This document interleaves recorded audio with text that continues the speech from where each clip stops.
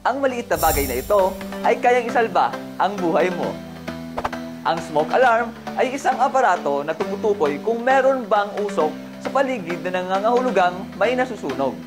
Ayon sa pagsusulit ng National Fire Protection Association, ang paglalagay ng smoke alarm sa ating kabahayan ay kayang pababain ang tsansang masawi sa sunog na 60%. Paalala, mag-install ng smoke alarm sa loob ng bawat kwarto, sa labas ng kwarto, sa lahat ng level ng bahay, pati na rin sa basement.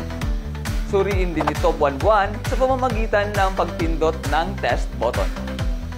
Ang gumaganang smoke alarm ay isang importanteng bahagi ng fire escape plan at subukan ito sa inyong exit drill in the home.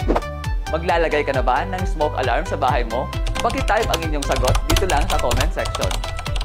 Ako po si FO1 Vince Karim Martinez, ang inyong katropang Vince. Kung meron kayong natutunan, i-like ang video at mag-subscribe sa aming official Facebook page, Bureau of Fire Protection Bicol Region. Sa pag-iwas sa sunog, hindi ka nag-iisa.